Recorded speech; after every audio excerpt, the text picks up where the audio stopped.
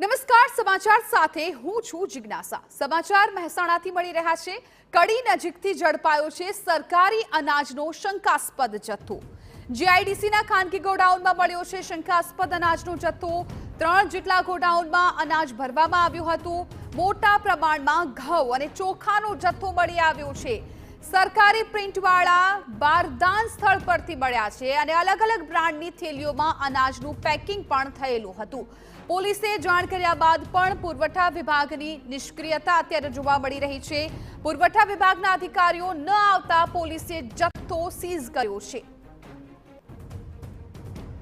કડીના બુડાસણ નજીક મોટો સરકારી અનાજનો શંકાસ્પદ જથ્થો પકડાયો છે। મારી પાછળ આપ જોઈ શકો છો, દ્રશ્યો બતાવીશ કે આ સમગ્ર જે જથ્થો છે સરકારી અનાજનો જથ્થાનો બારોબારિયું જ થતું હોવાનું શંકા સેવાઈ રહી છે। આ સમગ્ર જે રેડ કરવામાં આવી છે કડી પોલીસ દ્વારા કરવામાં આવી છે। કડીના પીઆઈ વાઘેલા અને પીએસઆઈ ચુડાસમા સહિતની જે ટીમે આ રેડ કરી છે અને ગત રાત્રિથી આ કાર્યવાહી કરી છે, પરંતુ હજુ સુધી પુરવઠા વિભાગ અહીંયા કેમ ડોકાતું નથી, કેમ પુરવઠા વિભાગને જાણ કરી છતાં હજુ સુધી દેખા નથી દેતું। અહીંયા આપને બતાવવા માંગીશ કે આ બીજું ગોડાઉન, એક ગોડાઉન નહીં, બે ગોડાઉન નહીં, ત્રણ ગોડાઉન, અલગ અલગ બ્રાન્ડ આપને બતાવવા માંગીશ કે અહીંયા અલગ અલગ બ્રાન્ડના પેકિંગ કરવામાં આવે છે। એટલે કે એવી શંકા છે કે જે સરકારી ઘઉં હોય, ચોખા હોય કે બાજરી હોય, જે જથ્થો છે એને અલગ અલગ જે બ્રાન્ડના પેકિંગ કરી અને બારોબારિયું કરી દેવામાં આવતું હોય એવી શંકા સેવાઈ રહી છે। તમને હું આગળના દ્રશ્યો બતાવવા માંગીશ। અહીંયા જે પેકિંગ કરવા માટે અલગ અલગ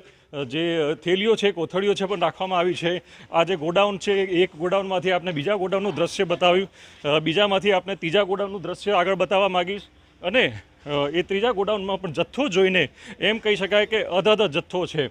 એટલે કે એટલો બધો જથ્થો છે કે કદાચ એની ગણતરી કરવા બેસો તો એક આખો દિવસ નીકળી જાય। એનું વજન કરવામાં આવશે। આ સમગ્ર જે જથ્થો છે એની વજન કરવાની કાર્યવાહી કરવાની છે, પરંતુ હજુ સુધી પુરવઠા વિભાગને પોલીસે જાણ કરી છે, પણ પુરવઠા વિભાગ હજુ સુધી અહીંયા આવ્યું નથી। આપને એ પણ અહીંયા દ્રશ્યો બતાવવા માગીશ કે આપ જોઈ શકો છો કે જે શંકા છે કે સરકારી અનાજ, તો ગવર્મેન્ટ ઓફ ગુજરાતના જે અહીંયા જે કોથળા છે કે જેના ઉપર સરકારી અનાજ જે કોથળામાં ભરવામાં આવતું હોય છે, એવી શંકા સેવાઈ રહી છે કે આ સરકારી અનાજ આમાંથી અન્ય કોથળીઓમાં ટ્રાન્સફર કરીને બારોબારિયું કરાતું હતું, એવી શંકાના આધારે પોલીસે રેડ કરી છે। આપને દ્રશ્યો બતાવવા માગીશ કે આ જોઈ શકો છો આપ, ચોખાનો જથ્થો છે, બીજામાં પણ આ ચોખાનો જથ્થો છે, એવી રીતે ઘઉં, ચોખા, બાજરીનો અલગ અલગ જથ્થો છે, જે આ 3 ગોડાઉન ભરીને, એટલે કે બહુ મોટો જથ્થો છે। કદાચ જો આનો મુદ્દામાલની ગણતરી કરવામાં આવે તો લાખોનો જથ્થો થઈ શકે તેમ છે।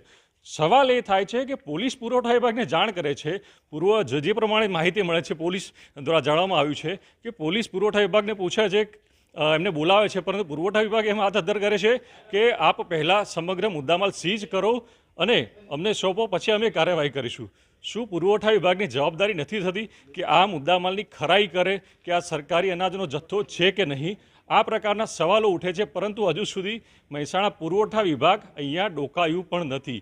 તે ક્યાંક ને ક્યાંક સવાલ ઊભા કરે છે કે ક્યાંક ને ક્યાંક પુરવઠા વિભાગ નો પણ ક્યાંક ને ક્યાંક આની અંદર સામેલ છે કે નહીં, કે શું કોઈ અલગ લાઈન ચાલતી હતી કે આટલો મોટો સરકારી જથ્થો આવી રીતે બારોબાર થઈ જતો હશે? આવા ઘણા સવાલો છે જેની કડી પોલીસ, કડી પીઆઈ વાઘેલા સાહેબની ટીમ આ બાબતે તપાસ કરી રહી છે અને આખી રાતની મહેનત કરી રહી છે અને આ જથ્થા બાબતે હવે એમને જાતે જ વજનની કામગીરી ચાલુ કરી છે। મહેસાણાથી મનીષ મિસ્ત્રી, TV9।